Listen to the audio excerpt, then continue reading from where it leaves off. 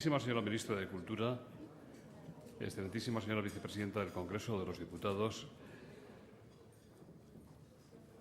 excelentísimos señores representantes del Partido Popular y del Partido Socialista Obrero Español, de los distintos medios del sector, amigas y amigos, como presidente de Nueva Economía Forum tengo el placer de darles de nuevo la bienvenida al Foro de la Nueva Comunicación que organizamos con la colaboración de Vodafone. Y hoy tenemos el especial placer de recibir al presidente de la Academia de la Televisión, don Manuel Campo Vidal, al que va a presentar doña Rosa María Calaf, presidenta del Club Internacional de Prensa de Cataluña. La tribuna es suya.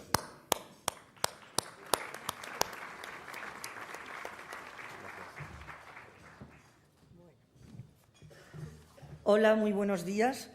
Bueno, estar aquí esta mañana la verdad es que me gusta mucho porque, voy a compartirla con todos ustedes y porque sé que vamos a aprender mucho y disfrutando, porque siempre es así cuando es a Manuel Campo Vidal a quien vamos a escuchar.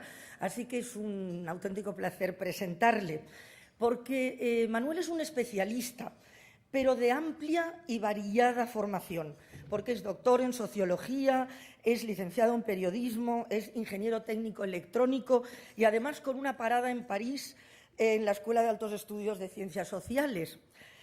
Lo que conoce y lo que piensa sabe contarlo muy bien y no importa dónde sea, en la pantalla, en las ondas o en las salas. Lo hizo, como saben, en los telediarios de Televisión Española, en el programa Punto y Aparte, en Hora 25, y lo sigue haciendo pues, en Campo Abierto, en Generación 21, en El Siglo de las Luces, etc., ¿no? Resulta que también, además, sabe escribirlo, porque, entre otros, le debemos un libro con el título «¿Por qué los españoles comunicamos tan mal?» Y razón tiene. Para echar una mano, precisamente, fue para lo que fundó y dirige el Instituto de Comunicación Empresarial.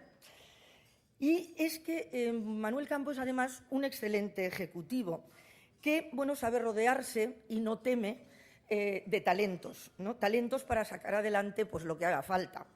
En su haber pues, está Antena 3, CBS Telenoticias, Audiovisual Sport, LUA Multimedia y diversos proyectos autonómicos relacionados con el mundo de la comunicación. Y si buscamos la guinda, pues ¿dónde la encontramos? Pues en la Academia de Televisión, cuya esencia, cuya presencia, cuyo papel pues ha sabido potenciar.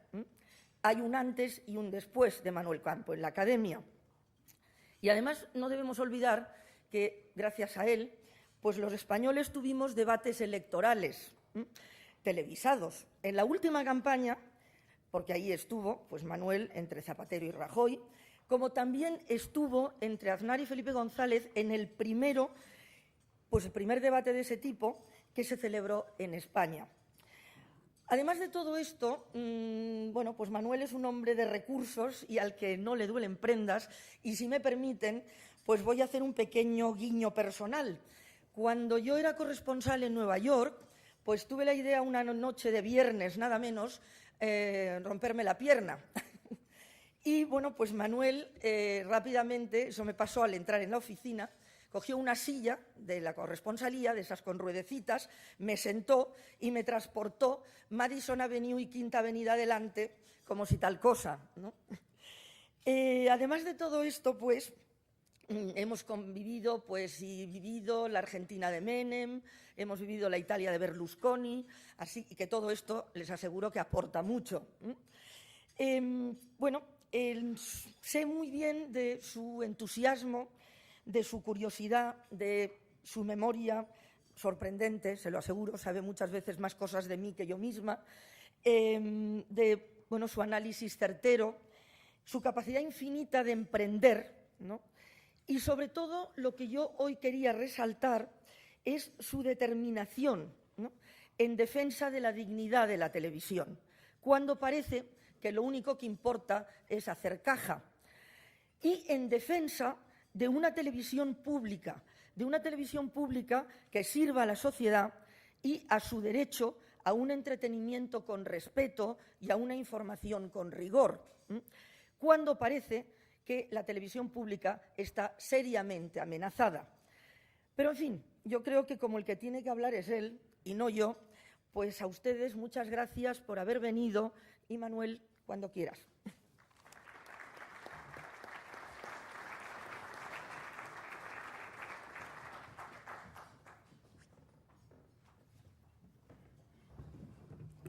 Buenos días a todos y a todas, señora ministra, señora vicepresidenta del Congreso, senadores, diputados, eurodiputado, que hay alguno también, amigas y amigos, colegas. La verdad es que, permítanme que recuerde a Joan Manel Serrat cuando en un concierto aquí en Madrid, hace un par de años, decía: gracias por haber decidido invertir, pasar esta noche conmigo, porque esta noche es única. Y es verdad, aquella noche era única, esta mañana es única, hay muchas cosas que hacer en los despachos, sobre todo los lunes. La semana viene muy complicada y ustedes han decidido, y tenían otras opciones seguramente muy interesantes, han decidido estar aquí. Y yo les agradezco enormemente que hayan decidido pasar conmigo y con nosotros, con las personas de la Academia, un par de horas para hablar de lo que vamos a hablar. Gracias al Foro por su invitación y también a Vodafone por su patrocinio. La verdad es que habéis conseguido que midamos aquí el termómetro de por dónde va esta transición audiovisual. Felicidades. Y muchas gracias, Rosa María, que has venido especialmente de Barcelona para acompañarme esta mañana. Si me lo permiten, vamos directamente al fondo de la cuestión. Estamos convencidos de que la televisión, el sistema audiovisual, vive la más profunda transformación en España de toda su historia. Ni con la llegada de las televisiones autonómicas, las primeras empezaron a llegar a los años 80, ni con la puesta en marcha de las privadas en los años 90, nunca habíamos vivido cambios tan intensos, tan profundos y a tan alta velocidad. Les adelanto mi conclusión: saldremos adelante, pero saldremos diferentes. Saldremos diferentes en las empresas, en las programaciones, en los hábitos de consumo y también en las alianzas con otros medios de comunicación emergentes, como es Internet, fundamentalmente como son las redes sociales. Es cierto que la crisis económica crea condiciones severas para esa transición, pero está claro que la crisis económica no explica por sí sola la difícil situación actual. Yo creo que en este titular general, ¿no?, de esta situación excepcional que vivimos, lo comparten tanto los representantes de las televisiones privadas como de las televisiones públicas, como buena parte de los profesionales. Claro que hay matices, pero en ese acuerdo general del titular, digamos, de este análisis, después entramos en matices, yo creo que estamos todos de acuerdo. Saben que todas esas televisiones públicas y privadas y todos los profesionales que así lo desean, 1 millar aproximadamente, y desde luego entre la excelencia de los profesionales de la televisión, están representados en la Academia de la Televisión, las Ciencias y las Artes de la Televisión, que me honro en presidir. Yo diría que es nuestro análisis de mínimos compartido con todos. Y, desde luego, en la Academia es voluntad convertirnos en un faro de referencia para esta difícil travesía. Me gustaría referirme a las razones específicas de esta transición y apuntar por qué es tan profunda, tan intensa y se produce a tan alta velocidad. Hasta ahora considerábamos que las razones fundamentales para cambiar el mapa audiovisual de un país eran fundamentalmente 3, y con que una se pusiera en marcha ya se transformaba. Por una parte, un motor tecnológico; en segundo lugar, un motor económico; y, en tercer lugar, un motor político. Pero yo diría que en España, en estos momentos, están actuando los 3 motores intensamente y al mismo tiempo. En el caso del motor tecnológico, porque el salto de la televisión analógica a lo digital está favoreciendo, como saben, la multiplicidad de canales, y eso conduce a una fragmentación de las audiencias. Cuando yo era director de Antena 3, la 1, la 3 y la 5 sumábamos el 75% de la audiencia. Hoy nos suman el 50% de la audiencia. Eso hace que estemos avanzando hacia un nuevo escenario en el que debemos revisar profundamente el modelo de negocio televisivo y, en consecuencia, la viabilidad de las empresas. Pero hay más.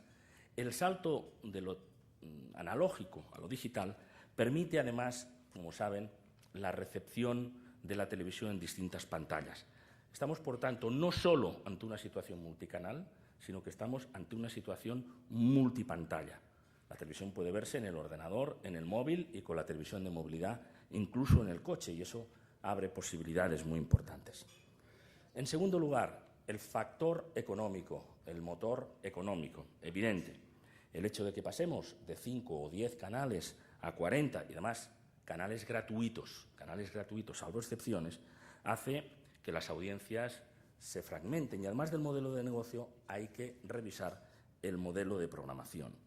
Pero si a ello se añade el hecho de que la publicidad ha sufrido una caída muy importante, eso es cierto también para los periódicos, algo menos para la radio, deberemos admitir que los ingresos de la tarta publicitaria no son suficientes para sostener todo el sistema. De forma más clara, la tarta publicitaria no crece, al contrario, por razones, esperemos que coyunturales, ha decrecido, y cada vez hay más actores que quieren participar de la misma. En tercer lugar, el motor político. Hemos estudiado distintos países y vemos que el motor político, ese factor resulta determinante, por ejemplo, cuando ni actúa el motor tecnológico, cuando ni actúa el motor económico, pues porque se autorizan nuevas televisiones privadas o porque se toma la decisión de retirar parcial o totalmente la publicidad de la televisión pública, porque se conceden nuevas licencias locales, regionales, lo que sea, porque se amplía la televisión de pago o por cualquier otra medida de este orden. Cualquiera basta para alterar el mapa de la comunicación. Y ustedes saben que todo eso se ha dado en nuestro país en un plazo de tiempo realmente muy breve, con lo cual la agitación es máxima. Por lo tanto, hoy tenemos en España, y eso lo explica, esa agitación tan importante en este mapa de comunicación porque los tres motores actúan al máximo y, desde luego, simultáneamente, el tecnológico, el económico y el político. Pero déjenme decir que no bastaría con estos tres, que ya es mucho, motores, sino que hay un cuarto de gran importancia: la coincidencia en el tiempo con la aparición de nuevos medios de comunicación y, básicamente, de las inmensas posibilidades que abre Internet. Una palabra solamente sobre esto, después si quieren hablamos. Atención, porque Internet es una palabra muy cortita, pero que quiere decir muchas cosas al mismo tiempo. Es un nuevo soporte de comunicación, pero también es un nuevo medio. Como soporte, es el primero de la historia que absorbe y reproduce todos los anteriores. Se puede ver la prensa, se puede escuchar la radio, se puede ver la televisión y se pueden ver películas. En ningún otro medio eso sucede. Eso es un multisoporte. Además, como saben, el usuario es el que hace la pauta de programación. Las cosas se ven cuando quiere él, no cuando quiere el programador, que es el que marcaba los horarios. Pero Internet, además de un multisoporte de medios clásicos, alberga nuevos medios vinculados a las redes sociales. Y es probable que, aunque estemos hablando de esto, no hayamos entendido suficientemente la profundidad de lo que nos aporta y las posibilidades que nos abre. En esta misma tribuna, hace unas semanas, Juan Luis Cebrián estaba diciendo que los periódicos en todo el mundo están jugando por el sistema de prueba-error a convivir con sus ediciones digitales. Y, desde luego, en el caso de la radio hay experiencias similares. Basta con escuchar Tablero Deportivo o Carrusel Deportivo cualquier domingo por la tarde. Y en el caso de la televisión estamos presenciando la convergencia, la integración de programas en auténticas plataformas de contenido. Evoluciona la idea que teníamos de cadena emisora. Y además, como decía, Internet nos abre la posibilidad de un consumo distinto de la televisión, porque ya no hace falta estar en el salón de casa o en la habitación, sino, como hemos visto, algunas cadenas, Antena 3, Televisión Española, por ejemplo, adelantan algunos programas, los estrenan en la red y crean un nuevo sistema de marketing para reforzar sus emisiones, digamos, convencionales. Por lo tanto, se consume televisión en otro soporte y a otra hora de la programada, distinta de la programada.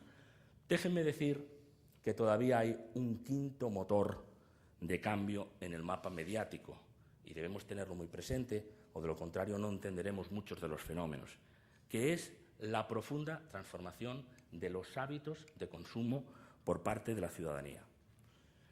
En primer lugar, hay muchas personas que quieren producir sus propios contenidos, programarlos y volcarlos en la red, Ahí está el fenómeno YouTube, ahí está la explosión comunicativa que han sufrido los blogs, etc. No es toda la ciudadanía. Algunos se confunden y dicen, ahora la gente no, toda la gente no, pero una parte significativa sí, y eso es importante. Pero hay otra razón.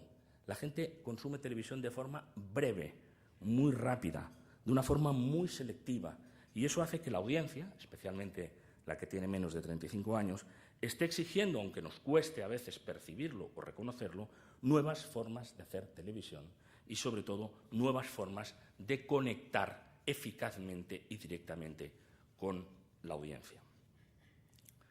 Y no podemos pasar por alto o no valorar suficientemente lo que significan la audiencia de las redes sociales.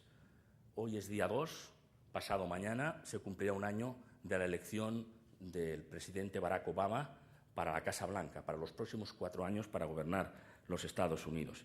Bueno, se diría que Barack Obama, está comprobado, ha sabido utilizar, aliarse como nadie con los nuevos medios de comunicación emergente, es decir, con las redes sociales, con una eficacia, además, es verdad que su antecesor, Joe Biden, lo intentó en la anterior campaña, pero era otra realidad, él lo ha hecho porque incluso el fundador de Facebook estaba en su comité electoral, lo ha hecho con una eficacia y con una trascendencia que en la historia de la política y en la historia de los medios de comunicación solo podemos encontrar precedente en la alianza del presidente John Fitzgerald Kennedy con la televisión, 1960, acuérdense de los debates televisados con Nixon, o antes, en los años 30, con el presidente Franklin Roosevelt y la utilización que hizo de la radio.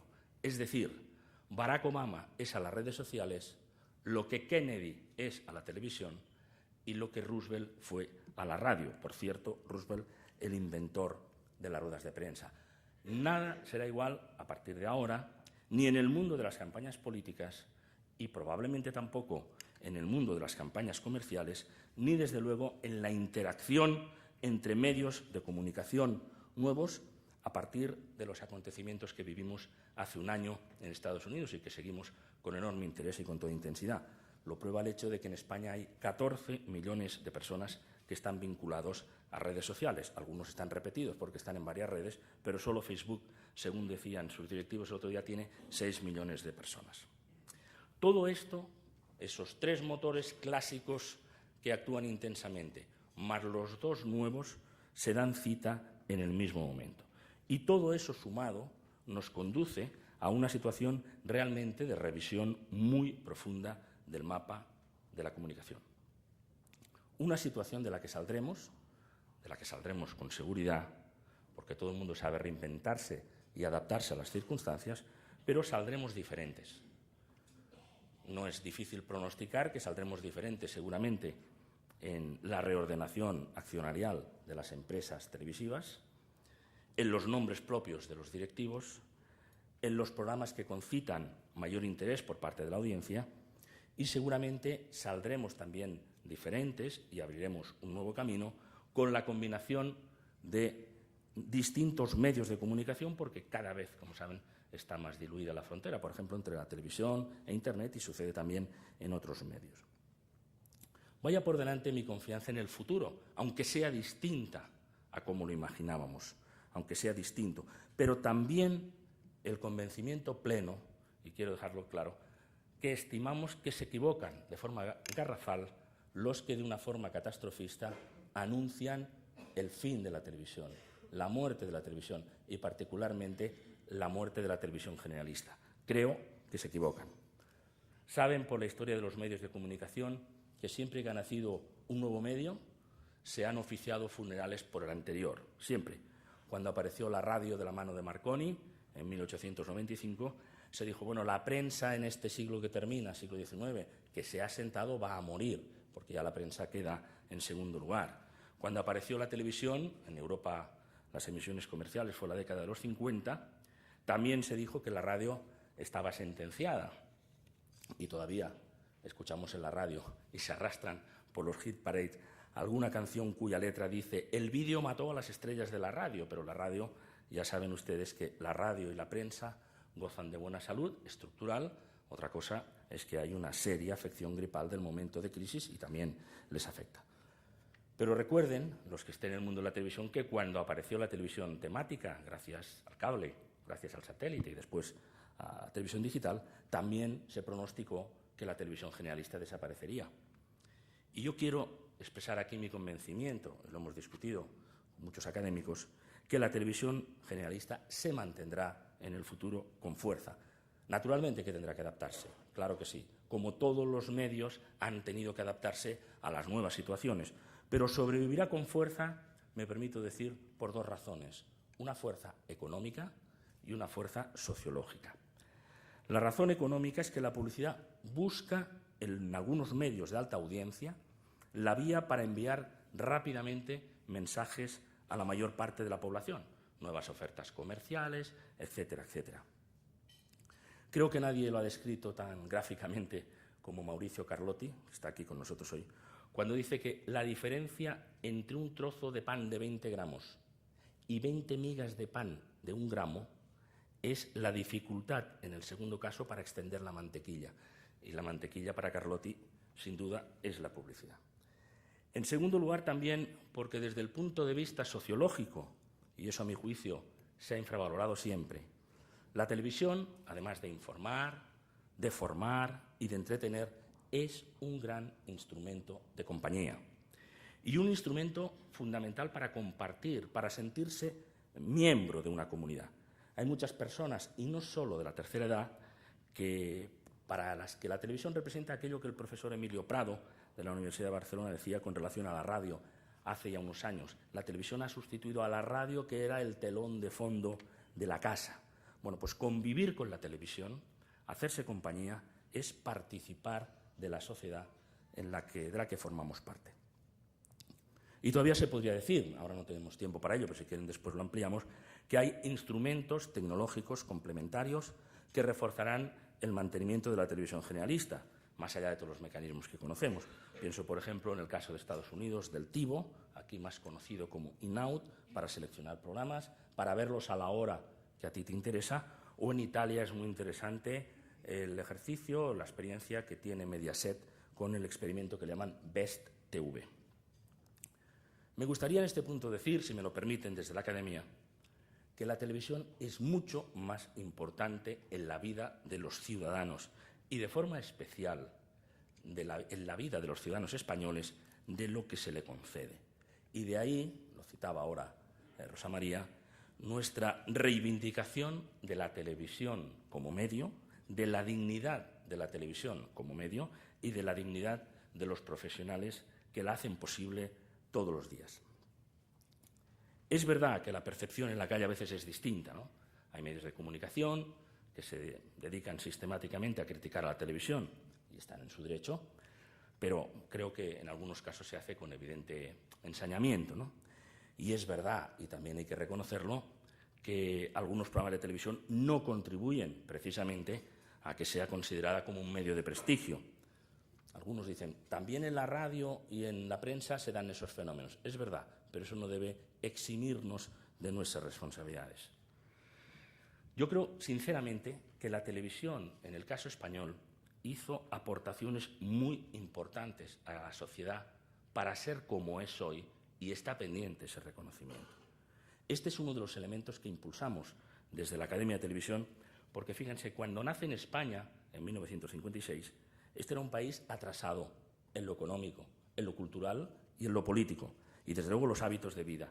Y la televisión acabó convirtiéndose, más allá de la manipulación del gobierno de entonces, que es cierto, en un instrumento por el cual entraba una pequeña corriente de modernidad, discontinua, enmascarada, pero entraba esa corriente de modernidad. Y creo que debemos rendir homenaje, y aprovecho para hacerlo, a aquellos profesionales de aquella televisión española entonces, periodistas, realizadores, guionistas, productores, etcétera, había ingenieros también, que en la televisión de entonces se jugaron su puesto de trabajo, y muchas veces más que su puesto de trabajo, precisamente para contribuir a que la televisión fuera esa ventana abierta hacia la modernidad, hacia países tan próximos geográficamente, pero que en aquel momento estaban tan lejos desde el punto de vista político. Después, cuando comienza la transición en España, era necesaria la creación urgente de consensos constitucionales. Y la televisión fue un instrumento absolutamente fundamental para que en el imaginario de millones de ciudadanos de este país se dibujara aquello que el sentido común ya decía. Era mejor la libertad que la dictadura. También contribuyó la prensa, desde luego que sí, y ahí está esto mucho más escrito, mucho más reconocido, mucho más probado, pero en la creación de amplios consensos constitucionales en la transición española, admirada, por cierto, en todo el mundo, la televisión fue decisiva.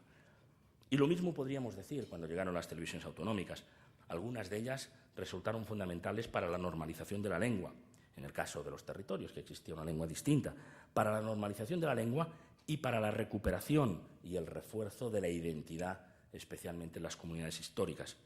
En otros casos, como en Andalucía, que es una comunidad tan grande geográficamente como Portugal, se favoreció la vertebración del territorio a través del mensaje de la televisión autonómica andaluza. ¿Y qué decirles de Castilla-La Mancha? Su director general, Jordi García Candado, está hoy aquí. Cuando nació, y él la puso en marcha, recordarán ustedes que cuando nosotros íbamos a la escuela primaria de Castilla-La Mancha estudiábamos una provincia por un lado, otra provincia por otro, y había que dar una vertebración, había que dar un sentido, y lo dio y contribuyó para concretar esa identidad, una contribución decisiva, desde luego, la televisión. Y también hay que reconocer a la contribución de la modernidad de España cuando después, ya en los años 90, se introducen las 3 televisiones privadas del momento, Antena 3, Telecinco y Canal Plus, y así sucesivamente.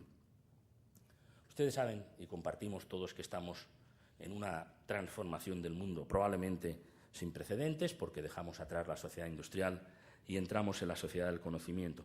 Y la televisión, con todas sus deficiencias, pero también con todas sus posibilidades, es un instrumento de contribución fundamental para entender ese salto a la nueva sociedad que está haciendo nuestra sociedad, pero está haciendo toda la humanidad, y que no solo se expresa a través de la televisión, claro, se expresa a través de todos los medios, la prensa, la radio, la televisión y, por supuesto, Internet. Todos esos cambios exigen reformas legislativas, exigen nuevas iniciativas para construir el nuevo marco de referencia, al mismo tiempo que se trata de resolver lo de cada día, el negocio de cada día. No se puede parar y hacer un gran congreso para ver dónde vamos, como en su día dijo el presidente del Gobierno, Adolfo Suárez, refiriéndose a la transición política. Aquí, en este negocio, en esta situación, también tenemos que cambiar las cañerías sin cortar el agua. A nuestro juicio, conseguir un marco para que el negocio televisivo, para que la realidad televisiva sobreviva en buenas condiciones, exige un diálogo que entendemos que no se está dando en toda su amplitud y con la fluidez necesaria. Hemos reclamado desde la Academia de la Televisión, y lo reiteramos aquí, que desearíamos un mayor contacto con el Gobierno, un mayor contacto con los grupos parlamentarios, y agradezco la presencia aquí de diputados, de senadores y eurodiputados de distintos partidos, y en general un diálogo con todos aquellos sectores que tengan que ver con la definición de este nuevo mapa, de este nuevo marco, porque solo del diálogo eficaz nacerán los consensos sólidos, los consensos necesarios para cualquier decisión legislativa o del Gobierno que perviva en el tiempo y que no vuelva a la inestabilidad con el cambio de las mayorías políticas o en cuanto se produzca cualquier incidencia que invite o que exija una modificación. Seremos muy claros en esto. Lo que ha sucedido recientemente con la retirada de la publicidad de Televisión Española, sin escuchar, por lo que tenemos entendido, sin dialogar con la propia televisión afectada, pensamos que no es el camino, precisamente, para que las cosas vayan bien en el futuro. Es más, cada país puede organizar la financiación de su televisión pública como crea conveniente. En Inglaterra lo hacen con un canon, otros lo hacen con la publicidad, otros con sistemas compartidos, etcétera, etcétera. Y si se quiere cambiar, pues está en el derecho de cambiar el sistema, pero parece arriesgado cambiar el sistema, como ha sucedido en España, sin las garantías suficientes del modelo alternativo, porque eso hace temer que pudiera conducirnos a la antesala de la desaparición de la televisión pública en nuestro país, y eso rompería la convivencia que hemos tenido hasta este momento. Sería un error crear las condiciones económicas para que no pudiera continuar adelante y de forma solvente la televisión privada. Claro que sí, lo compartimos, pero también sería un error conducirnos a que la televisión pública desapareciera o se debilitara en toda su potencia actual y quedara como algo residual. Si en Europa hemos construido un sistema de convivencia entre pública y privada, es verdad que con dificultades y con rozamientos, lo que no tendría sentido sería crear las condiciones para que desapareciera o la una o la otra. Pero alguien sí habla claro. Estamos escuchando en estos días declaraciones rotundas, como por ejemplo la del Consell Audiovisual de Cataluña, que dice textualmente: el modelo de televisión digital terrestre local es insostenible. El informe del organismo que preside el periodista Ramón Font no se anda con rodeos. Creemos que esa opinión hay muchas personas, hay asociaciones y organismos que lo comparten, aunque haya sido solo o fundamentalmente el Consell Audiovisual de Cataluña quien se ha atrevido a decirlo de una forma tan clara, ¿no? Escuchamos en este mismo foro de Nueva Comunicación antes del verano una conferencia de José Miguel Contreras en la que decía que la televisión actual va a quedar sepultada por las aguas si no se hacen cambios. Y añadía que habrá, recuerden aquello, ¿no?, habrá que subir a las colinas para refundar las poblaciones, para refundar allí las empresas del negocio televisivo. Y decía, y lo compartimos, porque igual que existe una burbuja inmobiliaria, se ha creado una burbuja audiovisual. Bueno, veremos si todo eso se cumple y además en esa medida, ¿no? Pero sí es cierto, y objetivamente, estadísticamente es así, que este es el país de Europa que tiene más televisiones públicas, si sumamos las nacionales, las autonómicas y las locales, y también es cierto que es el espacio televisivo que tendrá, prácticamente está teniendo ya, mayor oferta de televisión gratuita, pública y privada, generalista y temática. En ese cuadro tan difícil, la proliferación de licencias, según el plan técnico aprobado en el último Consejo de Ministros que presidió José María Aznar, pero que después se agravó en otras comunidades autónomas, incluso gobernadas por otros partidos políticos, nos ha llevado todo eso sumado a una realidad. 92 televisiones TDT en Cataluña, más de 200 en Andalucía y así sucesivamente. Todo eso sumen las regionales, las comarcales, sean públicas o privadas, y nos han conducido a un escenario realmente distinto y difícil. Vaya por delante que no es que no creamos en la televisión local, que sí creemos. Vivimos en una sociedad, es cierto, cada vez más globalizada, pero lo local es importante. El problema no es la contraposición entre global y local. El problema es la proliferación de las licencias y la insuficiencia, como decía antes, de la tarta publicitaria y, desde luego, de los presupuestos generales de las comunidades, de los ayuntamientos o del Estado para atender todo esto. Esa proliferación de licencias es lo que pone en riesgo el sistema tradicional y amenaza con quebrarlo. Habida cuenta, además, ya que hay algunos representantes de los operadores de telecomunicaciones, que también ellos compiten en el desarrollo y en la distribución de contenidos. Como les decía, esa transición nos gustaría que se hiciera con más diálogo para poder fabricar y asentar los consensos. Y también desearíamos, si es posible, que la velocidad con la que a veces se producen todos esos cambios tienda a contenerse para que el diálogo se pueda producir, para que sea posible y para que sea eficaz. Con todo, no todo es negativo, nos gustaría decir que la nueva situación también abre nuevas posibilidades. No solamente vamos a ver cambios accionariales o crisis, incluso en algunos sectores no natos, porque muchas personas que tienen estas licencias ya han dicho que las devuelven y que no lo van a poner en marcha. Y eso sucede en todas las autonomías. Desde luego, en Cataluña ya ha sucedido, parece que también va a ser así en Asturias, en Andalucía y en otros sitios. Pero también hay oportunidades, y hay oportunidades también para la innovación. La innovación tiene ahora una gran oportunidad en la televisión. Desde el punto de vista de la industria, tenemos que decir de que el hecho de que haya poco dinero o que se concentre en unas franjas muy concretas, particularmente en la franja preferente de la noche, cuando hay mayor consumo y se juega ahí el número del día, eso hace que ahora los directivos de las televisiones tengan la oportunidad de dar la palabra a productores, a guionistas, a creativos, que antes no podían tener acceso al mercado de televisión porque la pelea por la audiencia no permitía experimentos, ¿no? Yo creo que la situación ahora es distinta y que en este momento la multiplicidad de canales puede servir incluso para que algunos programas enormemente interesantes, demasiado escondidos en la madrugada, puedan emitirse en horas más accesibles. Ya lo hemos visto con el programa Redes, por ejemplo, de Punset en la 2. Y al tiempo también que se abra la oportunidad a los jóvenes y no tan jóvenes creadores la posibilidad de experimentar nuevos formatos. La riqueza de la industria de creación de contenidos en este país es patente, está probada, y de ahí puede surgir el germen de una profunda renovación de la televisión.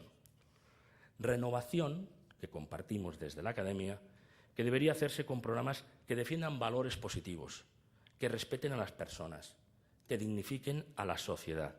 Esa televisión ya existe, claro que existe, aunque muchas veces siempre hablemos de otros programas que no comparten precisamente estos valores.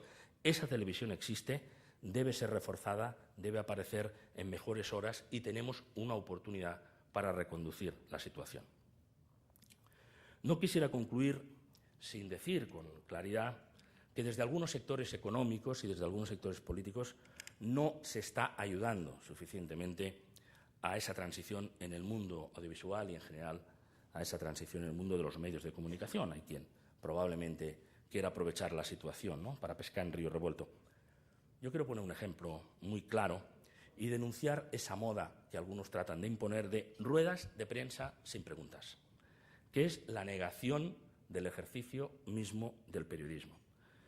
Naturalmente que cada uno puede hacer la declaración que crea conveniente, pero si no se quiere tener un diálogo con los periodistas, lo mejor es no convocarlos, ¿no? Porque si no, después se les tiene que exigir el silencio y a veces ese silencio equivale a conformidad y ya no quiero pensar que a sumisión. Todos entendemos que puede haber situaciones excepcionales, de acuerdo, hay situaciones excepcionales, pero eso no debe ser la norma. Naturalmente que uno puede responder en un momento con el americano no comment, que utilizan tanto la Casa Blanca, ¿no?, y sabe bien Rosa María, o el avui no toca, de Jordi Pujol, bueno, bien, con más o menos gracia, ¿no? Hay una variedad de fórmulas para plantear la excepcionalidad, ¿no? Pero el simple hecho de que se niegue el ejercicio propio del periodismo también anima a las redacciones de los periódicos a enviar a esas supuestas ruedas de prensa al personal menos cualificado. Y esto, sumado a la precariedad laboral, que es realmente preocupante y creciente, pues compone un cuadro que agrava las condiciones generales de lo que estamos hablando.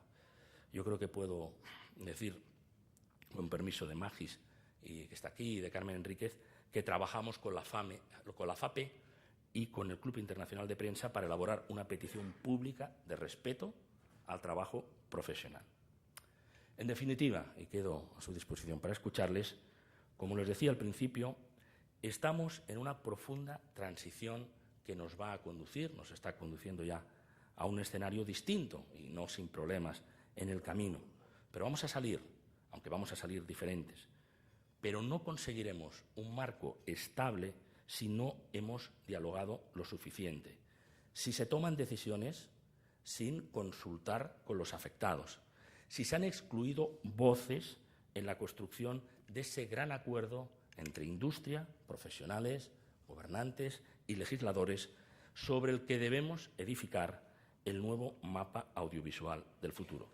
Desde luego, con la Academia, cuenten con nosotros, cuenten con nuestra disposición para contribuir honesta y eficazmente a ese diálogo, a conseguir ese consenso. Muchas gracias.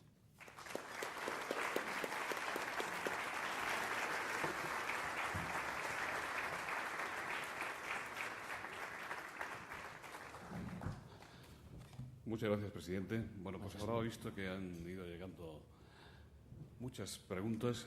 Le ruego concisión en todo lo posible. Si le parece, podemos empezar por... a ver por dónde. Por esta.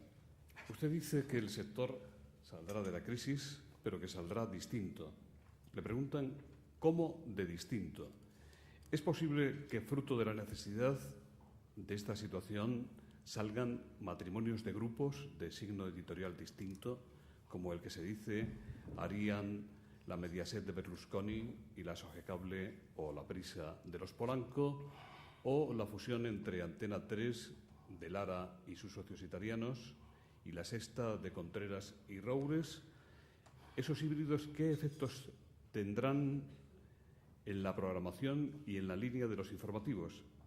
¿Tenía sentido conceder licencias bajo el pretexto de aumentar la oferta y la pluralidad para ahora ver a los grupos cortejándose unos a otros, angustiados por salvarse de la caída del mercado publicitario y de la crisis? Eso es una pregunta, ¿no? Eso es un conjunto de preguntas. Vale. Bueno, yo con toda sinceridad no estoy al corriente de los coqueteos entre distintas empresas. Me atrevo a decir la palabra coqueteos porque escuchamos aquí a José Miguel Contreras aquello de que era que se paraban en un coche, se miraban, etcétera, y ahí empezaba una relación, las distintas cadenas, etcétera, etcétera. Y además, desde el momento que lo dijo, que era antes del verano, y que nos pronosticó, y ustedes lo recordarán algunos, que decía, y esto no pasará en 20 años, no crean, no pasará tampoco en 20 meses. Incluso parecía que 20 semanas era mucho tiempo, ¿no? Incluso 20 días. Tal como lo contó, parecía que se iba a producir en los siguientes 20 minutos. Y no ha sucedido así.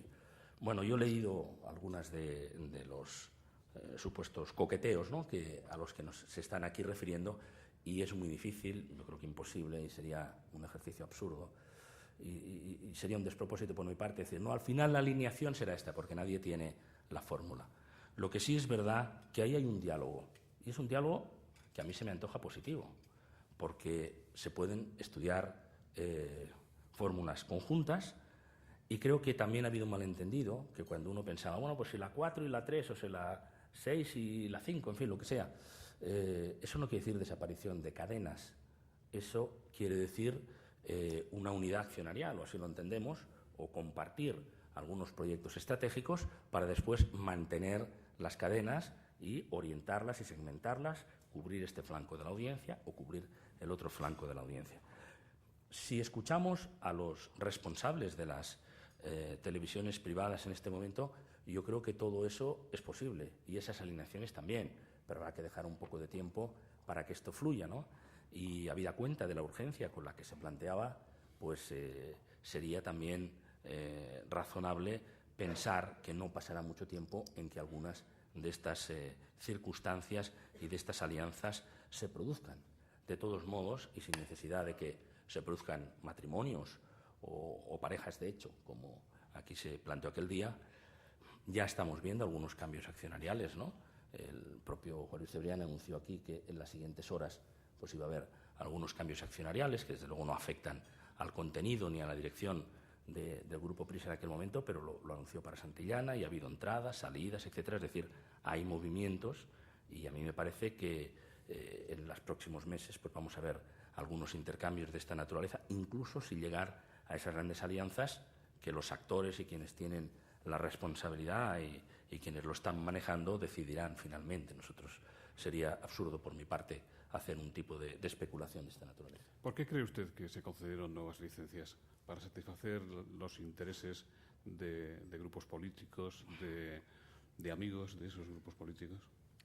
Yo creo que todo gobierno tiende a conceder nuevas licencias y la historia así lo demuestra. El gobierno de José María Aznar concedió, si no recuerdo mal, la licencia de Veo y la licencia de NET.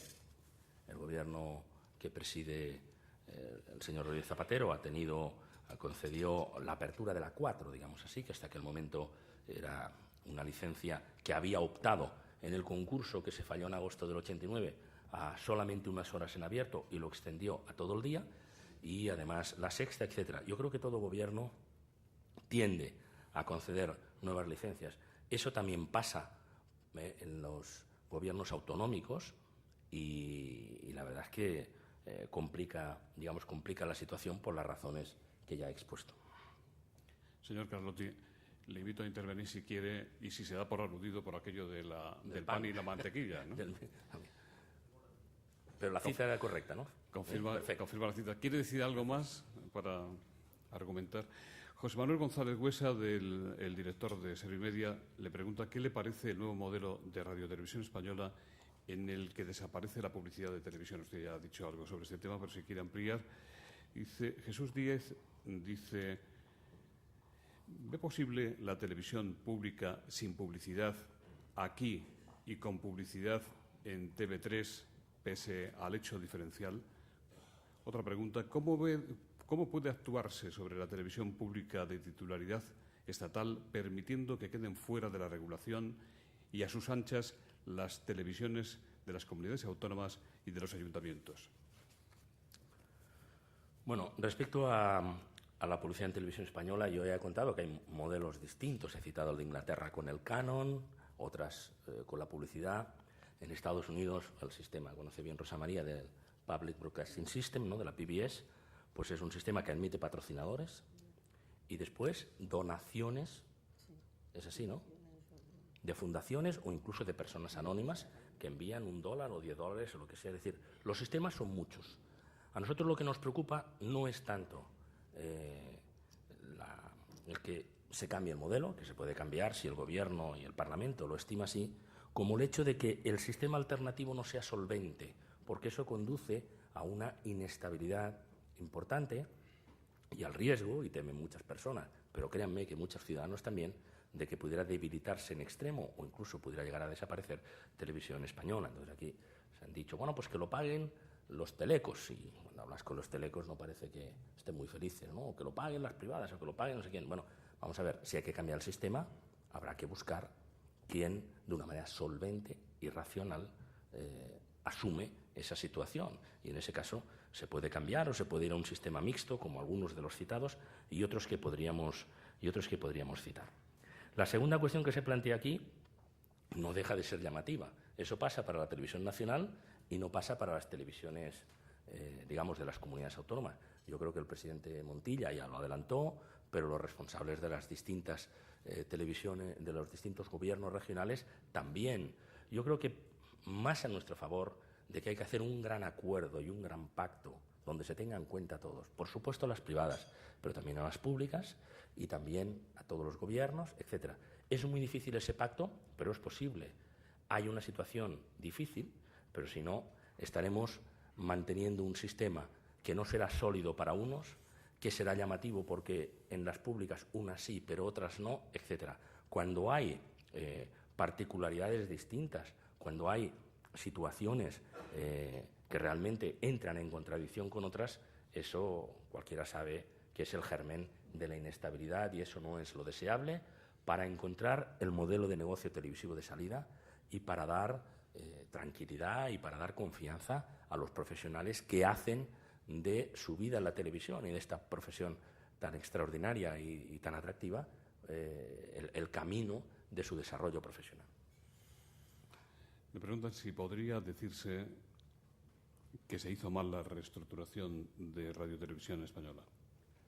Yo no me atrevería a decir eso porque no lo he estudiado, sinceramente, con detalle, no lo he seguido y no lo he sufrido. Yo gané unas oposiciones en Televisión Española, pero renuncié a mi plaza voluntariamente, a pesar de que tenía una excedencia. Tenía la excedencia porque fui ahora 25 y renuncié voluntariamente a mi plaza porque pasé a ser el director de Antena 3 y no me parecía éticamente correcto estar compitiendo con Televisión Española y al mismo tiempo que me guardaran el sitio por si me iba mal, ¿no? Me llamó Jordi García Candao, que está aquí, entonces era director general, y me dijo, oye, eres el tercero en la vida que renuncia a tu plaza. Bueno, pues está muy bien. Me parece que dijo que Hugo Stevens antes había renunciado por otras razones, y me llamó gente del comité de empresa y me llamó otras personas, ¿no?, que trabajaban allí para agradecerme el gesto. No lo he seguido con sinceridad y no podría emitir esa opinión. Sí hay algo a nivel general que me preocupó y que puedo decir, y que desgraciadamente no solamente pasa en Televisión Española, que es el que se prescindiera de tanto talento por decreto. Es verdad que a algunos se ha dicho que se les daba la posibilidad de continuar. Es el caso de Rosa María Calaf, que por lo menos continuó un tiempo, afortunadamente, ella y otras personas. Pero yo creo que este es un mal general de este país. Yo el otro día veía en un periódico un titular que a mí me produjo una gran tristeza, ¿no? A 4 columnas decía, la ministra o la vicepresidenta económica contrata a 70 jubilados para ayudar a las pymes con problemas. yo no sé si lo decía porque solo eran 70, pero en todo caso, si es porque fueran jubilados o porque tenían más de 60 años, a mí me parece bastante penoso. Yo creo que este es un país que jubila o prejubila a las gentes con 52 y 54 años. Esto es grave, como sabe todo el mundo, para las arcas de la seguridad social, pero desde luego es un despilfarro de profesionalidad realmente preocupante, y algunas personas que se acercaron más tuvieron el temor de que esa situación se estuviera produciendo también en aquella reestructuración de Televisión Española, que sin embargo consiguió salir adelante, consiguió pactarse y consiguió tener unas audiencias y una programación mucho más cercana, afortunadamente, a una televisión pública de la que habíamos visto en la televisión española de 8 años o de 10 años antes. Manuel Garrido le pregunta si cree que el Gobierno ha ninguneado a Luis Fernández en relación a la desaparición de la publicidad. Yo no conozco el detalle exactamente ni entro a las personas, pero sí tengo la impresión, creo que la tenemos todos, que las decisiones que se han tomado sobre Televisión Española no han sido presididas por unas conversaciones en las que participaran los rectores de Televisión Española en este momento. La presidenta de la Federación de Asociaciones de la Prensa de España, Magis Iglesias, ¿quiere intervenir, por favor, con micrófono y decirnos lo que nos ha dicho en la pregunta que nos ha enviado? Hola, buenos días. Manuel, has hablado de una cosa importantísima, pero intangible, como es el prestigio.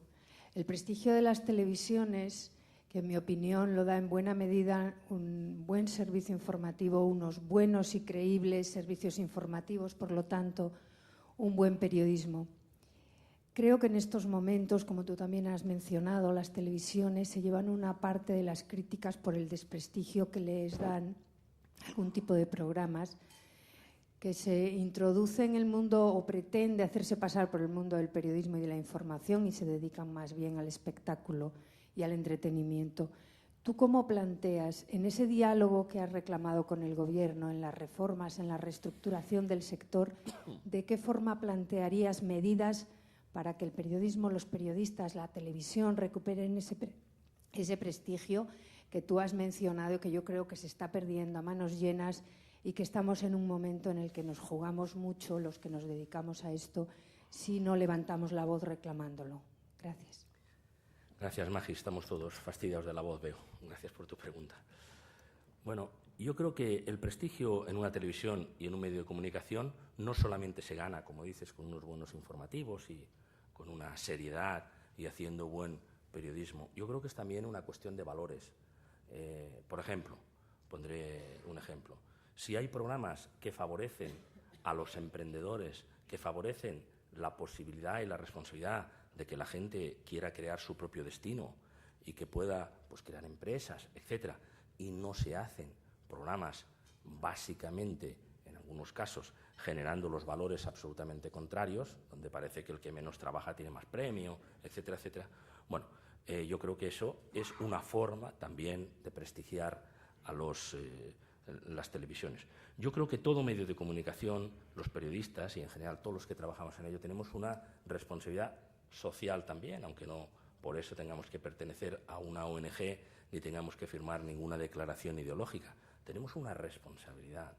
Y esa responsabilidad va mucho también por el tipo de valores que se transmiten.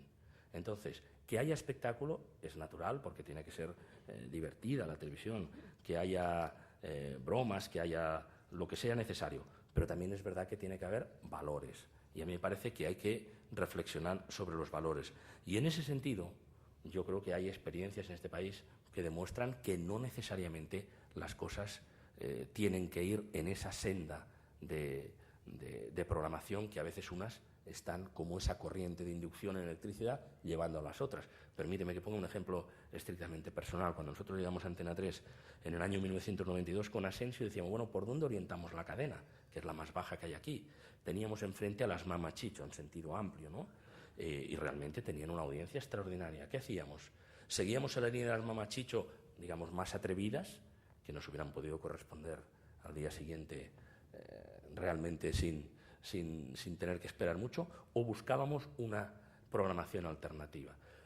Y pude convencerle de que buscáramos una programación alternativa, muy en la línea periodística. Creamos toda una serie de debates. Mercedes Milá hacía uno que se llamaba Queremos saber, Jesús Hermida hacía otro, aquel de 5 contra 5, que fue muy importante antes de las elecciones, entre miembros del Partido Socialista y del Partido Popular, etcétera, etcétera. Yo mismo hacía otro programa, se llama Tiempos Difíciles, etcétera. Es decir, tomamos una senda donde la programación competía en un acercamiento al país.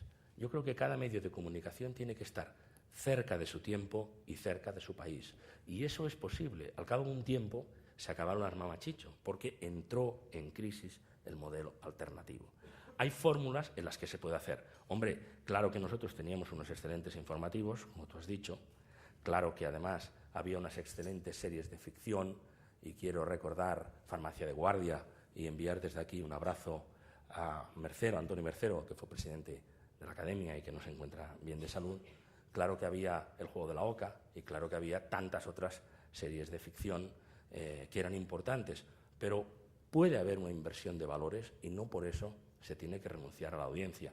Y a mí me parece que lo que nosotros podemos hacer desde la Academia es crear un clima en el cual los profesionales tengamos, no en la legislación, porque si no iríamos a otras situaciones no deseables, pero sí crear un clima en el cual sea posible entender que existe una raya, pero una raya de sentido común en la que muchas veces pues se pisa y además otros lo celebran, y yo creo que eso es lo peor que puede suceder para la televisión y en general para el país. Teresa Pérez Alfajeme, de la Asociación de la Prensa de Madrid, dice: después del papel que jugó la Academia en los debates electorales, ¿ha mantenido contactos con el Gobierno y con la oposición para que se regulen estos debates? ¿Se va a hacer? ¿Cuál es su opinión? Existe el precedente de Estados Unidos en el que eso está regulado, efectivamente, y es una asociación sin ánimo de lucro quien organiza los debates cada 4 años, ¿no? Y la Academia es una asociación sin ánimo de lucro, pero no hemos mantenido ningún contacto concreto para que esto se produzca. Es más, ha habido elecciones y ha habido debates, y nosotros, ha habido elecciones en Galicia, ha habido elecciones en el País Vasco y ha habido elecciones europeas. Y la Academia pareció prudente, y así se acordó en Junta, dejar que sean las cadenas las que tomen la iniciativa. Cuando se produjo, por ejemplo, el debate de las elecciones europeas, había 2 debates y 2 cadenas dispuestas a celebrarlo, Antena 3 y Televisión Española, creo que fue así. Bueno, pues había 2 debates y 2 cadenas, nosotros no interveníamos. Intervinimos cuando no había un acuerdo y faltando 12 días para esta cuestión, pues había muchas más cadenas que debates. Si eso es posible, igual que nosotros tuvimos el honor de recibir ese encargo, pues lo recibiríamos con mucho gusto, pero no hemos hecho una iniciativa, no hemos tomado ninguna iniciativa para que esto quede regulado, lo cual no quiere decir que por iniciativa de los propios partidos políticos eso se regule algún día. Santiago Álvarez Barón, de miqueja.es, dice: ¿qué hay que hacer para que no se emitan imágenes no aptas en horario infantil? Incluso en ese horario protegido se hace un adelanto de la programación nocturna que incluye escenas solo para adultos. Bueno, pues eso solamente se puede evitar con responsabilidad de quienes tienen en sus manos el trabajo, ¿no?, el encargo de programar. No tiene ningún sentido limitar esas escenas a un horario infantil. Creo que la nueva ley audiovisual lo fija entre la 1 y las 6 de la madrugada, pero claro, si algunas de esas imágenes las vamos pasando a lo largo del día, no tiene ningún sentido. Es una cuestión estrictamente de responsabilidad y creo que debemos exigir a quienes tienen ese encargo esa responsabilidad, porque si no estamos vulnerando realmente los acuerdos. Estamos muy contentos porque hoy nos presida la ministra de Cultura, que está con nosotros. ¿Qué valoración hace, le preguntan, de la creación por parte del Ministerio de Cultura del Premio Nacional de Televisión? A nosotros nos ha parecido, y se lo agradecemos, lo sabe la señora ministra, que igual que había un Premio Nacional de las Artes y un Premio Nacional de otras, digamos, disciplinas artísticas o exponentes de la cultura, también se haga de la televisión. Por lo tanto, se lo agradecemos realmente. Pero no solamente eso. Nosotros queremos decir desde la Academia que tenemos más diálogo con el Ministerio de Cultura en estos momentos, desde que Ángeles González Sinde se ocupa, que con algunos ministros anteriores, con lo cual mantenemos ese contacto y esperamos que sea fructífero, desde luego, como hasta ahora ha venido siendo. Pero en este caso concreto es una iniciativa de la señora ministra, debemos decir que, y de su equipo, no fue una petición que nosotros le hicimos. José Luis Sastre le pregunta qué opinión le merece el canon que pagan las televisiones para mantener la producción de cine español. Bueno, yo ya he hecho una referencia general. Cada país puede organizarse como cree de forma conveniente, ¿no? Pero sí que es verdad, y yo recuerdo haber tenido esta conversación con Mauricio Carlotti y con otras personas, que las televisiones tendrán que decir algo, ¿no?, en un momento determinado, porque si no, había una estadística en la que resultaba muy llamativo que había algunas películas que se pagaban, digamos, con el presupuesto de las televisiones, que después en las pantallas daban pues unas cifras realmente insignificantes en la atención de las personas, ¿no?, en la asistencia de las personas a las salas. Bueno, yo creo que en ese diálogo también habrá que decir que si las televisiones aportan, tendrán que tener alguna capacidad de decisión sobre los contenidos, sobre la orientación, etcétera, etcétera.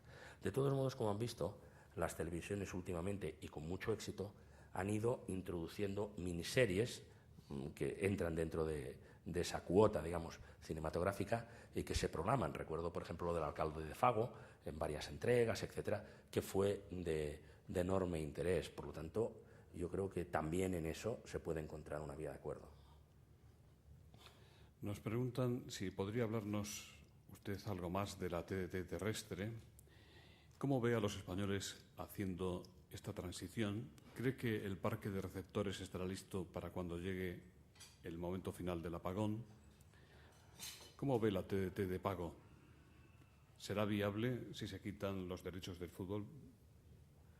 Bueno, déjeme decir que España es un país experto en hacer transiciones, ¿no? Hizo transiciones políticas de forma brillante, ha hecho transiciones económicas, transiciones industriales, y también está haciendo la transición de una forma muy eficiente. Yo creo que hace un año, cuando nos reunimos en Lleida, ¿te acuerdas, Rosa María? Y algunos estaban aquí, el día 3 de abril, porque tuvimos una reunión justo un año antes del apagón. Estábamos todos mucho más inquietos en una reunión que organizó la Academia con la Diputación de Lleida, con el Ayuntamiento de Lleida, y donde estuvo también el secretario de Estado de Telecomunicaciones y Sociedad para la Información. Decíamos, falta un año a ver qué es lo que pasa. Bueno, la verdad es que lo que hemos visto es que el proceso está relativamente bien. La prueba significativa fue el 30 de junio en Zaragoza. Hay que decir que en Zaragoza tanto el Gobierno como todas las instituciones, los ayuntamientos y, desde luego, la Radiotelevisión Aragonesa hizo un extraordinario trabajo de difusión, de decir, cuidado que te vas a quedar sin tele y tal, y las incidencias fueron mínimas. Aquí hay alguna persona que hasta hace muy poco estaba en esa televisión, y que, como Elizabeth López, y que tuvo la responsabilidad directa de cuidar que hubiera realmente esa respuesta positiva. Después apagó Santander, apagó Oviedo, etcétera, y hasta el momento no se han producido grandes incidencias. También ha ayudado en eso el Colegio de Ingenieros de Telecomunicaciones, que creó algo así como los voluntarios digitales, a imagen y semejanza de los voluntarios olímpicos de la Barcelona del 92, y que se presentaban para echar una mano en aquellos segmentos en los que, personas de la tercera edad o personas con incapacidad evidente para instalar, digamos, los nuevos artefactos, pues les podían echar una mano. Yo creo que en ese sentido la transición va bien. Yo me preguntaba por qué teníamos tantas prisas, porque es verdad que en España, que es un país pendular, el cable llegó tarde, el satélite llegó en su momento, y ahora de pronto la TDT teníamos que ser los primeros. A ver por qué tenía que haber esa oscilación.